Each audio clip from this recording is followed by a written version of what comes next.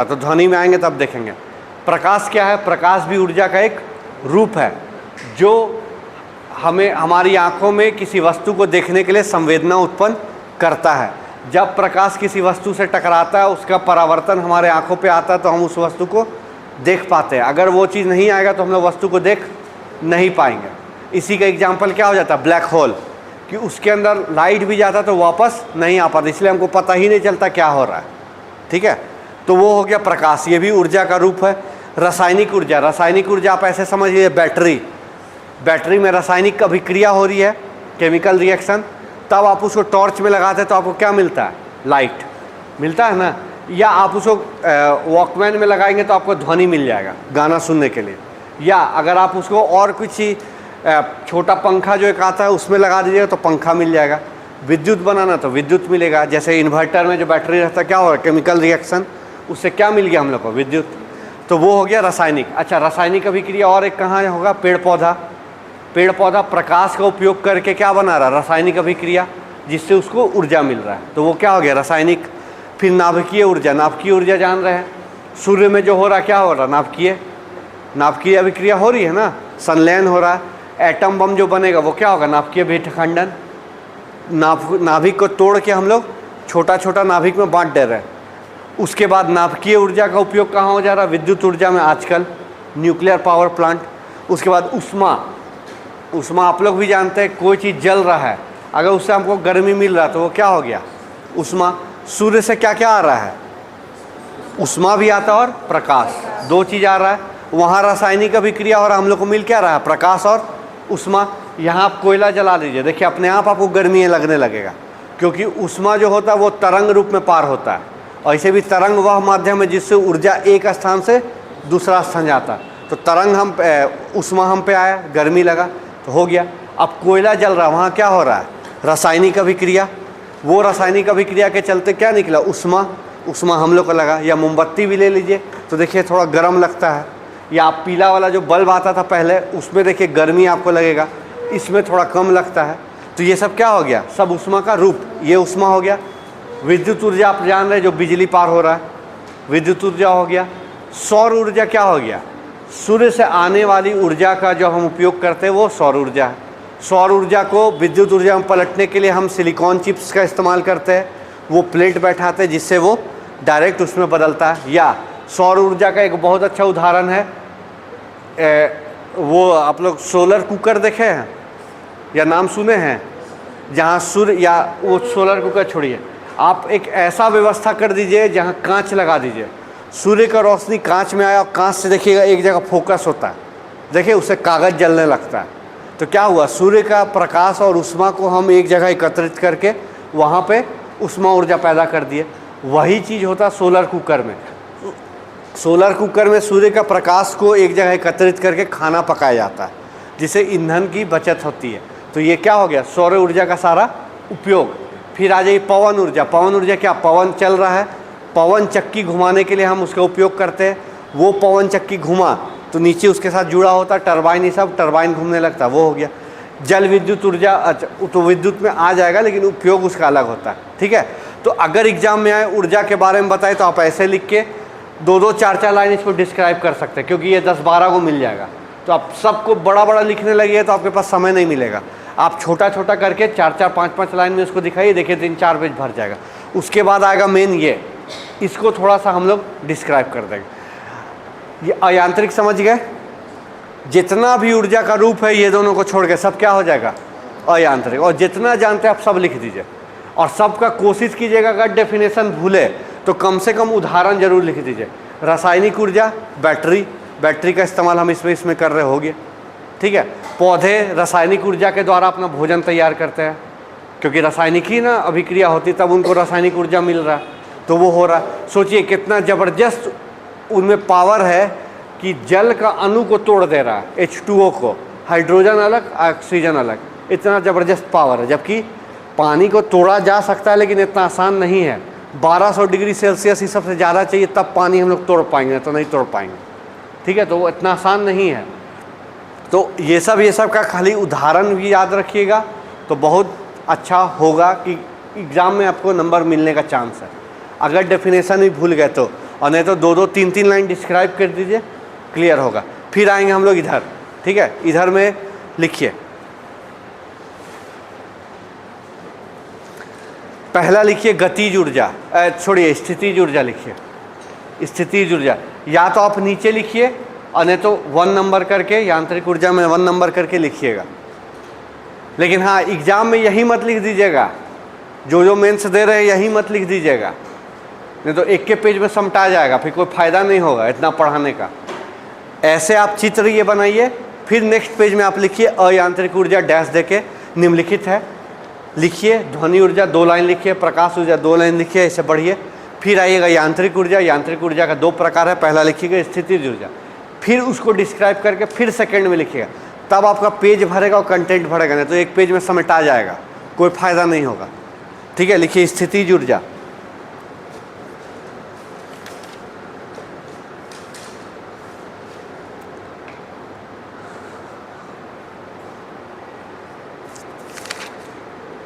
किसी वस्तु में उसकी अवस्था एवं स्थिति के कारण, किसी वस्तु में उसकी अवस्था व स्थिति के कारण कार्य करने की क्षमता स्थितिज ऊर्जा कहलाती है। किसी वस्तु में उसकी अवस्था एवं स्थिति के कारण कार्य करने की क्षमता स्थितिज ऊर्जा कहलाती है।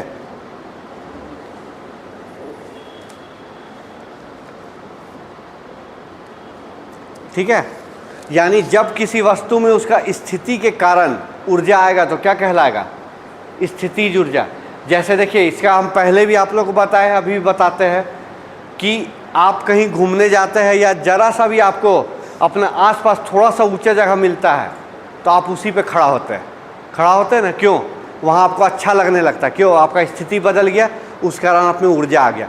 ईटा भी 4-5 ठो रखा रहेगा, आप उसी पे जाकर खड़ा हो जाइएगा। गौर कीजिएगा, कभी नहीं किए तो कर लीजिएगा। एकदम आप प्लेन ज़मीन को छोड़ के हमेशा थोड़ा सा ऊंचा जगह पर खड़ा होना पसंद करते हैं। या आप कहीं घूमने जाइएगा, पिकनिक मनाने, थोड़ा सा भी चट्टान, आप चट्टाने पे खड़ा होइएगा ज़मीन को छोड़ के।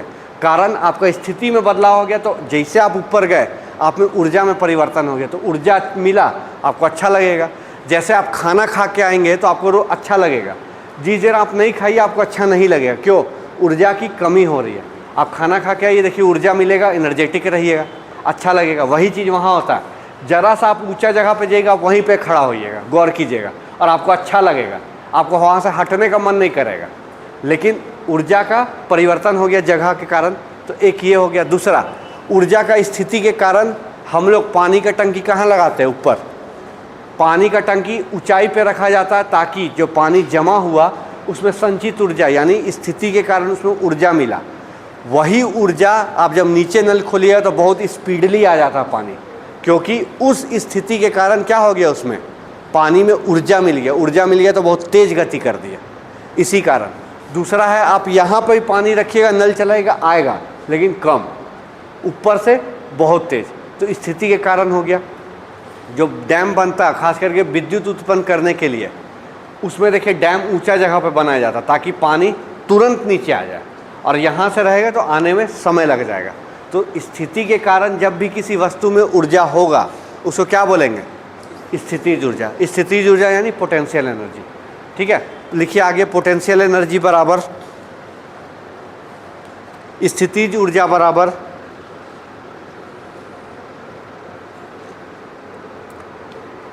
यानी पोटेंशियल एनर्जी PE बराबर mgh, स्थितिज ऊर्जा बराबर mgh। नीचे लिखिए, जहां m बराबर PE बराबर mgh, जहां m बराबर द्रव्यमान, मास, g बराबर स्मॉल g, गुरुत्व त्वरण, एक्सेलरेशन ड्यू टू ग्रेविटी, गुरुत्व त्वरण, और h बराबर ऊंचाई, हाइट।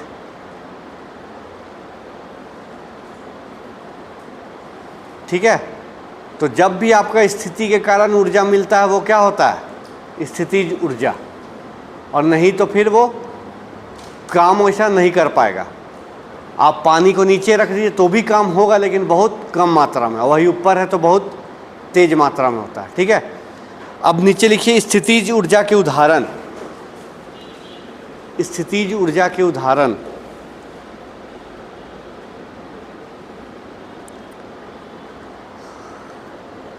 लिखिए बांध में इकट्ठा पानी। बांध में इकट्ठा पानी,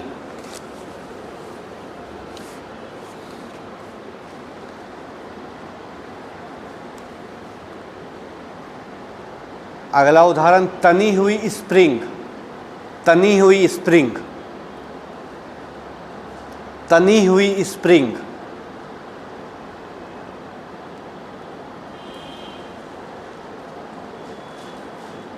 फिर नेक्स्ट, घड़ी की चाबी में संचित ऊर्जा। घड़ी की चाबी में संचित ऊर्जा,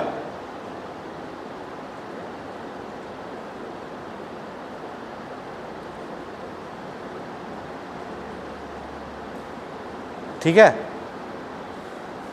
देखिए इसी में क्या हो जाएगा, गुलेल। गुलेल देखे ना, पत्थर से देखिए, उसका पत्थर ऐसे रखा हुआ, उसका स्थिति में हम क्या किए, परिवर्तन खींच दिए, देखिए कितना तेज भागता है। तो गुलेल भी इसका उदाहरण हो सकता है। अब नेक्स्ट लिखिए गतिज ऊर्जा, काइनेटिक एनर्जी।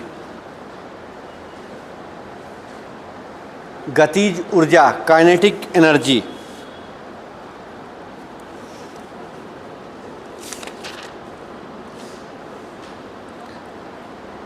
लिखिए किसी वस्तु में उसके वेग के कारण,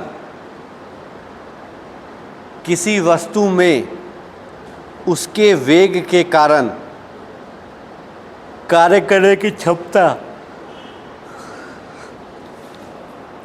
किसी वस्तु में उसके वेग के कारण कार्य करने की क्षमता गतिज ऊर्जा कहलाती है।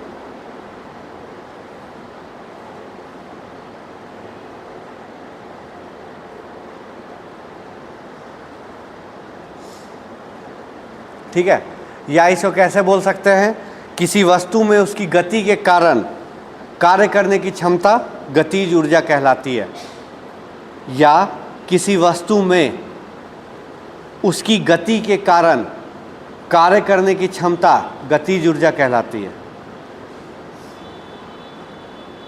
खाली ऊपर वाला में वेग बोले थे, अभी क्या बोल दिए, गति। बात बराबर है, गति यानी वेग यानी चाल। नेक्स्ट वाला देखिए, पहला वाला क्या बोलते हैं, किसी वस्तु में उसके वेग के कारण कार्य करने की क्षमता गतिज ऊर्जा कहलाती है। फिर हम बोलते हैं या किसी वस्तु में उसकी गति, किसी वस्तु में उसकी गति के कारण कार्य करने की क्षमता गतिज ऊर्जा कहलाती है। किसी वस्तु में उसकी गति के कारण कार्य करने की क्षमता गतिज ऊर्जा कहलाती है। ठीक है, यानी जब किसी वस्तु में गति आ जाएगा, जब उसमें ऊर्जा आ गया तो क्या हो जाएगा, गतिज ऊर्जा। इसका उदाहरण भी हम आप लोगों को बहुत पहले ही बताएं। कार का उदाहरण याद रखिए, कार जब धीरे होगा वो कभी दीवार नहीं तोड़ पाएगा, लेकिन वही कार जब बहुत स्पीड होगा तो दीवार तोड़ देगा। क्या हुआ, कार में क्या बढ़ा दिए हम, गति, उसका वेग बढ़ा दिए, वेग दे दिए तो क्या हो गया, उसमें गति, ऊर्जा आ गया, ऊर्जा आ गया तो दीवार तोड़ दिया। तो यही गति ऊर्जा का उदाहरण होगा। ठीक है, और आप देख लीजिए गति ऊर्जा का एक दो उदाहरण, गोली, बुलेट समझते हैं ना, बंदूक से चलने वाला गोली। आप हाथ से किसी को फेंक के मारिए, लगेगा, मतलब चोट लग सकता है, आर पार नहीं होगा, लेकिन बंदूक से मारिए आर पार हो जाता है। क्यों, बंदूक क्या किया, उसमें गति प्रदान कर दिया, और गति प्रदान कर गया तो गोली में क्या हो गया, ऊर्जा, इतना ऊर्जा हो गया कि वो आर पार कर दिया। सेम चीज़ तीर, धनुष के साथ आप खींच के रखिए तब छोड़िए और हाथ से फेंकिए, अंतर हो जाएगा आपको। जब आप खींच के मारिएगा तो उसका हो सकता है आर पार हो जाए, लेकिन ऐसे मारिएगा तो आर पार मुश्किल है। ये किसके कारण, गति। धनुष से जब हम मारे तो उसको क्या मिल गया, गति। तो इस कारण जो ऊर्जा मिलेगा वो क्या हो गया, गतिज ऊर्जा। हाँ, इसी जब छोड़े तब, वही तो बोल रहे हैं। गुलेल में भी सेम चीज़, जब आप खींच के रखिएगा तो स्थिति में परिवर्तन हो गया, तब स्थितिज ऊर्जा होगा। लेकिन वही स्थितिज ऊर्जा किस में बदल जा रहा है? गतिज में। जब आप छोड़िएगा तो देखिए पत्थर बहुत तेज भागेगा। वही चीज़ है जब आप तीर को धनुष के साथ खींच के रखें तो स्थिति में परिवर्तन, वहाँ स्थितिज ऊर्जा आ गया। लेकिन जब आप उसको छोड़ दिए तो क्या हो गया? गति। गति में तो गतिज ऊर्जा हो गया। ठीक है। तो और दूसरा चीज़, बाढ़ का पानी। अभी आप पानी गिराइए, देखिए कुछ तहस तहस नहीं होगा, लेकिन बाढ़ का पानी आ जाए तो देखिए सबको उड़ा ले जाएगा। क्यों? पानी में गति है, इतना गति है कि वो उड़ा देगा। या आप देखे होंगे आंदोलन में वो लोग क्या करता है, वो फायर ब्रिगेड वाला जो गाड़ी आता है उससे मारता है फोर्स के साथ। क्यों? गति आ गया। गति आ गया तो देखिए आदमी को ढकेल देता है पीछे, और ऐसे पाइप से आप खाली भींगिएगा। ये सब देखिए अंतर, सब इसी के कारण है, सब इसी के कारण। तो जितना चीज़ देखिए हम बोलते हैं आप लोग लिख लिए, मतलब एग्ज़ाम में लिखने का कोशिश कीजिएगा, क्योंकि अभी बता दे रहे मेंस आसान नहीं है। इस बार 3 दिन में मेंस लिखना है। हर बार जेपीएससी एक दिन में एक पेपर लेता था, खाली पहला ही दिन लेता था हिंदी इंग्लिश पहला पेपर, और जो लैंग्वेज था बस वो 2 सिटिंग में था। अब ये देखिए 3 दिन में एग्ज़ाम ख़त्म हो जा रहा है। तो इतना आसान नहीं है, आपको पढ़ने का मौके नहीं मिलेगा। जो जिनको मेंस देना है, पहला दिन क्या है? हिंदी इंग्लिश, और तुरंत आपका लैंग्वेज। तो सुबह आप 9 बजे पहुंचना होगा, 9 से 12 हो सकता है एग्ज़ाम, या 10 से 1, और तुरंत 2 से 5 एग्ज़ाम होगा। घर आते आते आपका 6 साढ़े 6 बजेगा। आप इतना थकिए जाइएगा कि कुछ पढ़िएगा नहीं। दूसरा दिन फिर एग्ज़ाम, और फिर भयानक एग्ज़ाम, हिस्ट्री ज्योग्राफी एक साथ 9 से 12 या 10 से 1, और सेकेंड पॉलिटी, और तीसरा तो और भयानक एग्ज़ाम, क्योंकि सबको सबसे ज़्यादा डर उसी में लगता है, या तो इकोनॉमिक्स या साइंस। तो फिर आप सुबह 8 बजे निकलिएगा, एग्ज़ाम दिए इकोनॉमिक्स का 1 घंटा या 2 घंटा ब्रेक मिलेगा, उसमें खाइएगा पीजिएगा बैठिएगा। बरसात रहा तो वो दिक्कत, बैठने का जगह नहीं मिलेगा, और गर्मी ऐसा धूप रहा तो भी दिक्कत, वो भी दिक्कतें हैं। फिर आपका सेंटर भी डिपेंड, ऐसे मेंस है, मेंस में सेंटर में दिक्कत नहीं होता, नहीं तो ऐसा सेंटर मिल जाएगा कि पानी ऊपर से चू रहा है, आपको अपना पेपर बचाते हुए लिखना होगा। बहुत दिक्कत है ना, लाइट कट गया आपको दिखिए नहीं रहा। हुआ है ऐसा, पेपर में भी आप लोग देखे होंगे, सेंटर में लाइट नहीं, सेंटर में पानी गिर रहा है, तो बहुत दिक्कत होता है। तो उस समय आप इकोनॉमिक्स दीजिएगा, और तुरंत 1 घंटा बाद फिर क्या? साइंस। और इस साइंस में 5 अलग अलग चीज़, पहला फिजिक्स, दूसरा बायोलॉजी, तीसरा एग्रीकल्चर, चौथा इन्वायरमेंट, और 5वां साइंस। चलिए बायोलॉजी आप पढ़े, फिजिक्स आप पढ़े, लिख लीजिएगा। एग्रीकल्चर बहुत जन को पता ही नहीं है, और एग्रीकल्चर इतना सीधा भी नहीं है कि आपको पता चल जाएगा। खाली 2 लाइन लिखने का एग्ज़ाम है ना, 32 नंबर का एग्ज़ाम है, वो आएगा। इन्वायरमेंट चलिए पढ़ें, साइंस टेक बहुत जन को नहीं पता है क्या होता है, कैसे होता है, उसका नीति याद करना होगा। तो नीति उति अपने में बहुत खतरनाक चीज़ हो जाता है, क्योंकि आप देखिए संविधान आप पढ़िए, आपको समझे में नहीं आएगा क्या लिखा हुआ है। कारण उसका भाषा इतना क्लिष्ट कर दिया गया ना, और उसका वो भी कारण था ना, जितना जन संविधान बनाने वाले कौन थे? सब वकील थे, सब अपने अनुसार भाषा को ढाल दिए, ताकि आम आदमी फंसते रहे। बाकी तो कोर्ट में काम चलेगा, वकीले को काम होगा। जबकि देखिए जो भी आपके लिए होना चाहिए तो ऐसा भाषा होना चाहिए जो आपको समझ में आए। अगर आपका जो भी नेता है वो अगर इंग्लिश में बोलने लगे तो आधा को पता ही नहीं चलेगा। सेम अंतर था किसमें? मनमोहन सिंह और नरेंद्र मोदी में। मनमोहन सिंह इंग्लिश में बोलते थे, 70% लोग नहीं सुनते थे, नहीं पता चलता था, क्योंकि भारत की अधिकांश भाषा क्या है? हिंदी। अब नरेंद्र मोदी क्या हिंदी में बोलते हैं तो पब्लिक सुनता है, अंतर यही है। वही चीज़ अगर हम अभी चाइनीज़ लैंग्वेज में पढ़ाने लगे आपको बुझाएगा? नहीं बुझाएगा। लेकिन अभी हिंदी में पढ़ाएंगे तो आपको पता चलेगा। तो अंतर सिर्फ यही होता है। संविधान भी वही हो गया कि ऐसा भाषा हो गया कि हम लोग को पता ही नहीं चल रहा क्या लिखा हुआ, इतना ज़बरदस्त भाषा लिख दिया। अब आपको एग्ज़ाम में लिखना है तो आप मजबूरन क्या करते हैं? रट के लिखते हैं। अब आप समझ जाइएगा तो अलग बात है, नहीं तो फिर बहुत मुश्किल होता है। इसीलिए जो भी संविधान का बुक आया क्या हो गया? उसको सिंप्लीफाई किया गया, गाइड टाइप का आया, गाइड में उसको सिंप्लीफाई किया गया। और जबकि संविधान ये सब इतना इजी वे में लिखना चाहिए था कि तुरंत समझ में आ जाए। अभी आप संविधान में देखिए, ये जो वो बोलते हैं ना मूलभूत ढांचा किसी को पता नहीं है क्या है। कोई पता है? किसी को नहीं पता है। मूलभूत ढांचा क्या, किसी को पता ही नहीं है। जब भी सुप्रीम कोर्ट में बात जाता है तो क्या बोलता है? मूलभूत ढांचा में परिवर्तन नहीं हो सकता। पते नहीं है किसी को, चल रहा। फिर एक और जो जब राष्ट्रपति या उपराष्ट्रपति या कोई मंत्री या कोई बड़ा संवैधानिक पद दिया जाता है तो क्या बोला जाता है? लाभ का पद पे ना हो। लाभ का पद पता है किसी को? नहीं पता। तो बहुत मुश्किल है। अब लाभ का पद को बोल देता है ठीक है राज्यपाल है तो राज्यपाल नहीं रह सकता, ये नहीं रह सकता, लेकिन एग्जैक्ट तो नहीं ना लिखा हुआ, तो अंतर हो जाता है। इसीलिए भाषा पे बहुत ज़्यादा ध्यान दीजिएगा। समय आप लोग पास नहीं है, क्योंकि समय ऐसे भी 45 दिन बच रहा, पढ़ना बहुत ज़बरदस्त है। आप लोग अगर जो जो रियल में स्टार्ट किए होंगे उनको पता चल गया होगा कि खाली देखना बहुत आसान है, और हम पहले ही बताए थे कि ये सब बात करना बोलना बहुत आसान होता है। अरे EIS को पहचानते ही तो मेरा घरे तरफ DC था, ESP को तो जान रहे हैं जैसे उसका दोस्त है। बोलना सुनना बहुत आसान है कि एग्ज़ाम है, ये है, बहुत आसान, लेकिन जब आप मेहनत कीजिएगा तब आपको पता चलेगा एग्जैक्ट। अभी जो जो कर रहे होंगे आपको पता चल रहा होगा क्या स्थिति है। तो इतना आसान भी नहीं, इसीलिए जो हम बोलते हैं खाली आप समझ लीजिए और सिंपल भाषा में लिखिए, इधर उधर मत फंसिएगा। ज़्यादा लैंग्वेज अपना करने लगे तो ठीक है, जानते हैं, तब नहीं जानते तो आपका लैंग्वेज आप ही के लिए घातक हो जाएगा। अभी बता दे रहे हैं वही चीज़, सेम चीज़ इंटरव्यू, क्योंकि इंटरव्यू में इस बार आप लोग का लैंग्वेज कर दिया ना, हिंदी चाहे इंग्लिश। ये UPSC करता था, JPSC में आज तक ऐसा नहीं था कि इंटरव्यू में लैंग्वेज चुना जाए। तो अब जब किया है तो शायद होगा कि हिंदी जो लेगा उसको हिंदी पैनल जाएगा, जो इंग्लिश लेगा वो इंग्लिश पैनल, क्योंकि पिछला JPSC में ज़बरदस्त इंग्लिश चला था। और जब अमिताभ चौधरी थे चेयरमैन तो उनका में और ज़बरदस्त इंग्लिश चला था, तो हिंदी वाला लोग टच नहीं कर पा रहा था, पता नहीं चल रहा था हो क्या रहा। इसीलिए ऐसा नहीं है कि हम डरा रहे हैं, कोई बात नहीं। नॉलेज होता है, हिंदी हिंदी हो, इंग्लिश इंग्लिश हो, कोई उससे फ़र्क नहीं पड़ता। आपको नहीं इंग्लिश आ रहा, आप बोलिए मैं सर हम नहीं समझे, हिंदी में बोलिए, क्योंकि हम हिंदी माध्यम का, हम हिंदी में जवाब देंगे। अगर आप जो सवाल किए उसका हम गलत जवाब देंगे तब ना आप बोलिएगा। आप पूछे हमसे ऊर्जा क्या, हम उसको इंग्लिश में नहीं बोल के हिंदी में बोले। और हिंदी इंग्लिश दो क्या है भाषा, भारत में सबसे महत्वपूर्ण है। ये दो भाषा का आप इस्तेमाल कहीं भी कर सकते हैं। बाकी आप क्षेत्रीय भाषा नहीं कर पाइएगा क्योंकि बहुत जन नहीं जानेंगे, इसलिए हिंदी इंग्लिश ज़रूरी है। इस कारण जो हम बोल रहे हैं उसको अपना भाषा में आप लिखिए, आपका आंसर बढ़ेगा। नहीं तो नहीं लिख पाइएगा।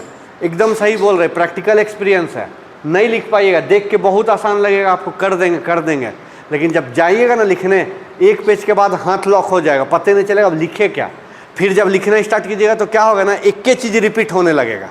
कर इस शब्द को तो लिख दिया था, इस सेंटेंस को देखिएगा, उसी को घुमा फिरा के आप और बढ़ाइएगा कि नहीं जब तेज़ हो जाएगा तो गति मिल गया, ये हो गया, फिर देखिएगा वही हो जाएगा। तो कोई फ़ायदा नहीं है, क्योंकि सिर्फ एग्ज़ाम आप ही लोग नहीं ना ले रहे हैं। 7100 की 7200 रिजल्ट है, उसमें सिलेक्शन कितना होगा, 342, बाकी घरे बैठेगा फिर। तो इसीलिए आसान नहीं है, और आसान इसलिए भी नहीं क्योंकि आप लोग का 3 दिन में एग्ज़ाम ख़त्म हो रहा है। और आप जो सोच रहे हैं ना कि एग्ज़ाम वाला पूरा रात जग के पढ़ेंगे, पॉसिबल है नहीं है, क्योंकि नेक्स्ट दिन आपको 6 घंटा बैठना होगा, ऐसा जगह पे बैठ के एग्ज़ाम देना होगा। उसका प्रेशर अलग, प्लस जो पहली बार दे रहे हैं वो प्रेशर अलग, और अगर जिसको सही में नौकरी लेना है तो वो प्रेशर अलग। ऐसे होता है कि अरे छोड़ना, इस बार नहीं हुआ अगला बार, बहुत जन यही सोच लेता है, इसी कारण रिजल्ट नहीं होता। लेकिन आप जिस दिन ठान लीजिएगा यही वाला लेना है, आप ले लीजिएगा, तो बहुत सारा चीज़ उस समय दबाव काम कर देगा। तो आप सोचिएगा कि अभी हम मान लीजिए खोटा या नागपुरी देखे जाए, रात भर हम क्या पढ़ेंगे, हिस्ट्री, ज्योग्राफी और पॉलिटी। ठीक है, आप पढ़ लीजिए, कोई बात नहीं। आप एग्ज़ाम देने समय अगर नहीं सुत गए तब बताइएगा, आपको याद ही नहीं रहेगा क्या था क्या नहीं था। और चूँकि देखिए ऑब्जेक्टिव नहीं ना है, सब्जेक्टिव है। याद होगा आपका एक पैराग्राफ, याद से नहीं मतलब है, आप नहीं सकिएगा लिखने। एक पैराग्राफ को आपको अगर हम ऊर्जा ही बोल रहे, आप एक पैराग्राफ को कितना खींचिएगा, एक पेज, और भी कब खिंचा रहा, देखिए अंतर कर रहे तब। नहीं तो ऊर्जा संरक्षण आप 4 लाइन में ख़त्म, आगे फिर आप खाली आप एक ही भाषा को बार बार लिखिएगा कि नहीं हम लोग ऊर्जा बना नहीं सकते, मिटा नहीं सकते, यही लिखिएगा। तो देखिएगा घूम फिर के क्या होगा, एक ही चीज़ आप लिखने लगिएगा। तो इसीलिए इतना आसान नहीं है, और 3 दिन में एग्ज़ाम है, फिर बता रहे बहुत टफ हो जाएगा। तो जो भी आपको करना होगा, आपका 22 से 24 एग्ज़ाम है ना, आपको 20 तक सारा कंप्लीट करना होगा। तब आप 21 को खाली पहला पेपर रिवाइज करिएगा लैंग्वेज, और उसके बाद फिर आपको घर आके थोड़ा बहुत पलटे तो पलटे, ना तो सो नहीं होगा, क्योंकि सुबह फिर हमको 9 बजे पहुँचना है, 8 बजे घर से निकलना होगा, और उस समय आप नहीं पढ़ पाइएगा। जैसे बहुत जन देखते हैं ना, टिफ़िन के समय कॉपी निकाल के करिए, वो पीटी में भले हो सकता है एक झलक दिख गया और शायद क्वेश्चन आ गया तो छप गया, मान लीजिए पीटी में हो सकता है कि 2 एग्ज़ाम है 2 सीटिंग में, बीच में आप पलट के देख लिया और वही क्वेश्चन आ गया तो आप मार दीजिएगा, ठीक है। मान लीजिए इसका स्थापना कब हुआ था तो 1951 में, तो आप देख लिए तो हो सकता है। लेकिन अभी क्या है, मेंस, अभी आप ज़रूर 4 लाइन पढ़िएगा लेकिन लिखना है, और भी 40 नंबर के लिए इतना आसान नहीं होता है, ठीक है।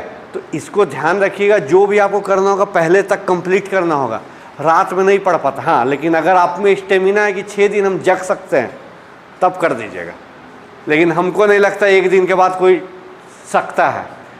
शक वही पाएगा जो कंटिन्यूसली कम से कम 16 घंटा जगता है रोज़, वो जग पाएगा, लेकिन वो भी उतना पॉसिबल नहीं, क्योंकि वो जगना अलग है। अभी आपको मेंटली जगना होगा, सिर्फ फिजिकल जगना नहीं, मेंटली जगना होगा, मेंटली आपको याद करना होगा और लिखना। तो इसीलिए अंतर है, 3 दिन में आपका एग्ज़ाम ख़त्म हो रहा है, मजाक चीज़ नहीं है। इसीलिए अभी भी लिखना स्टार्ट कीजिए, लेकिन लिखने से पहले थोड़ा सा समझ लीजिए, फिर अपना भाषा में आप लिख सकते हैं। अभी देखिए इतना बताए तो वो तो लिख सकते हैं ना, 2-4 पेज तो लिखा जाएगा। ये हुआ, ये 2-4 पेज हो गया तो घुमा फिरा के अच्छा हो गया ना। अगर ऊर्जा के बारे में आया तो आप अच्छा से 4-5 पेज बढ़िया से लिख सकते हैं, लिख पाइएगा ना, कोई दिक्कत नहीं होगा। और अपना प्रैक्टिकल जीवन का उदाहरण लिख दीजिए। साइंस में हम पहले ही बोले कहीं नहीं कटेगा, लेकिन वही आप थोड़ा डिफ़िकल्ट लिख दिए तो हो सकता है आपको समझाने में दिक्कत हो जाए, समझाने में दिक्कत हो जाए कि इस उदाहरण का मतलब क्या हम ले रहे हैं। और वही आप अपना लैंग्वेज में लिखिएगा तो देखिए आप उसको अच्छा से डील कर दीजिएगा, अच्छा से समझा दीजिएगा। अंतर सिर्फ यही होता है। इसीलिए थोड़ा ध्यान रखिएगा, जो भी हम बोल रहे हैं उसको दिमाग में बैठा के अपने से लिखने का कोशिश कीजिएगा, क्योंकि ये सब छोटा छोटा चीज़ और ज़्यादा उसमें समय बर्बाद करने से कोई फ़ायदा नहीं है, क्योंकि एग्ज़ाम भी है उसके अनुसार भी चलना होगा, क्योंकि बहुत चीज़ बाकी है, ठीक है। तो इतना समझ में आया। खाली काइनेटिक एनर्जी का फॉर्मूला लिख लीजिए, फिर कल कंटिन्यू करेंगे हम लोग। कहाँ तक लिखे थे अभी? डेफिनेशन लिखे थे ना, हाँ लिखिए। गतिज ऊर्जा काइनेटिक के बराबर, काइनेटिक ऊर्जा बराबर गतिज ऊर्जा बराबर यानी के ई, काइनेटिक एनर्जी हाफ mv²।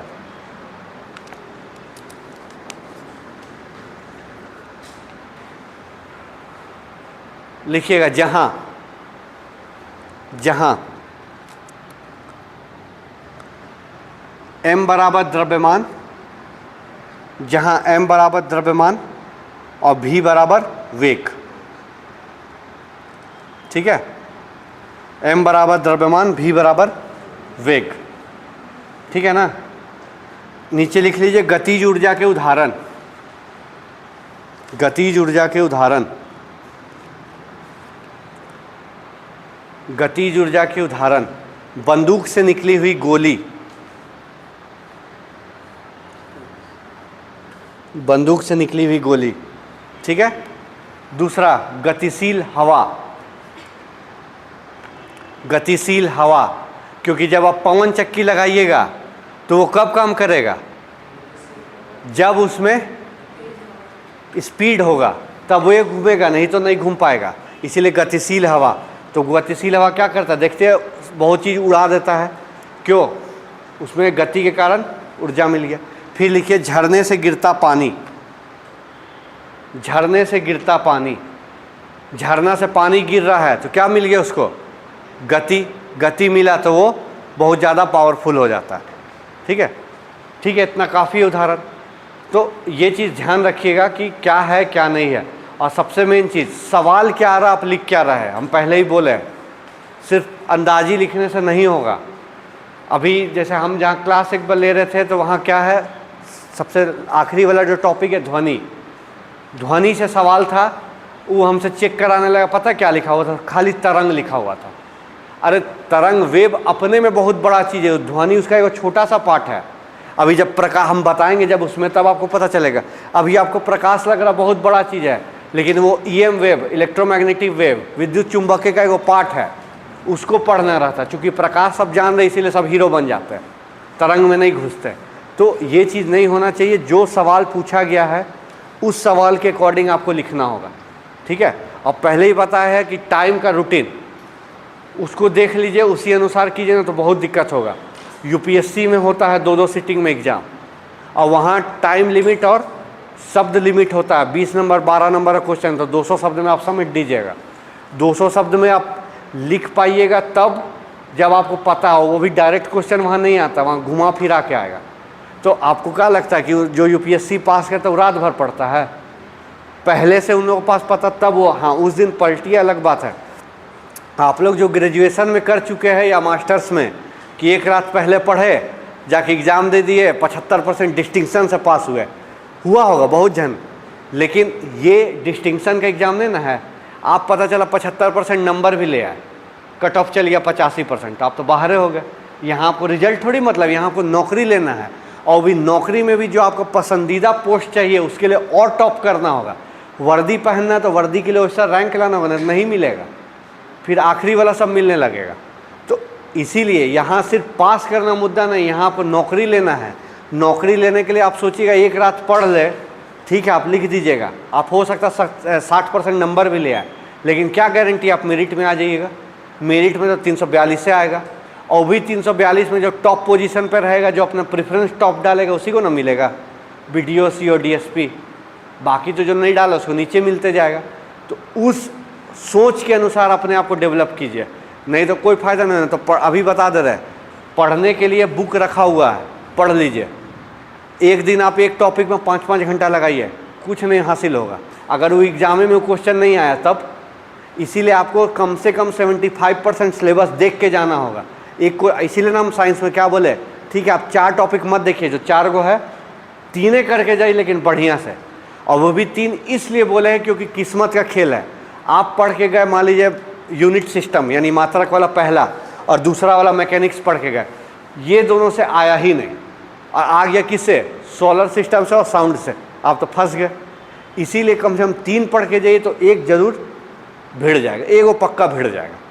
तो इसीलिए उस अनुसार अब चूँकि समय नहीं तो आपको कैलकुलेटिव रिस्क लेके चलना होगा। आपको देखना होगा क्या छोड़ना है क्या पकड़ना है, तो फिर समय निकल जाएगा, रोज़ एक क्वेश्चन होगा ख़त्म। अभी आपको क्या करना होगा, हर पेपर से एक एक टॉपिक लेकर ख़त्म कंप्लीट करना होगा, नहीं तो नहीं होगा, नहीं तो नहीं होगा। फिर बहुत मुश्किल होगा, जब एग्ज़ाम आएगा ना तो आपको पता ही नहीं चलेगा किसको पढ़े क्या नहीं पढ़े। जब यही रफ्तार रह गया तो एग्ज़ाम समय आप देखिएगा आप लिमिटेड पढ़ पाए हैं। आप हिस्ट्री का 4 टॉपिक कंप्लीट हुआ, बाकी सब छूट गया। अब क्या गारंटी कि उसी से आएगा? कोई गारंटी नहीं है। और पॉलिटी लगने में बहुत आसान है, बहुत ज़बरदस्त चीज़ है वो। आपको लगेगा कि यार सब लिख देंगे, आपको पता ही नहीं चलेगा लिखना क्या है बहुत बार। खैर यहाँ तो डायरेक्ट दे देता है। आप BPSC का क्वेश्चन देखिए वहाँ करंट भी मिला देता है, या UPSC तो खैर दूरे का बात है, बाद में होगा। यहाँ ठीक है, यहाँ एक खाली फ़ायदा है कि डायरेक्ट सिलेबस छपता है, सिलेबस से क्वेश्चन डायरेक्ट। आप साइंस का देखिए, छठा का लिखवाएं ना कि नहीं लिखवाएं, 7वां 6ठा का मैं फिजिक्स का क्वेश्चन लिखवाएं, देखिए डायरेक्ट सिलेबस छपा हुआ, इधर उधर नहीं है। तो इसीलिए उस अनुसार अपने आप को तैयार कीजिए। और सबसे मेन दिक्कत है 3 दिन में परीक्षा, एक दिन गैप रहता तो हो सकता था कोई टॉपिक आपका वीक है तो आप उस समय थोड़ा बहुत देख सकते थे, लेकिन अब वो गुंजाइश नहीं है। और लिखना है आपको बहुत 40-40 नंबर में, और एक से एक वीर भी बैठल है, लेकिन उनसे डरना नहीं। अगर वो वीर थे तो पहले काहे नहीं ले लिए, ये भी बात है ना, समझ रहे हैं ना। आपने आप तुरंत ले सकते हैं। देखते नहीं है चुनाव में कोई नया लड़का आके पुराना को हरा देता है, वो उतने वीर था तो काहे नहीं जीत गया।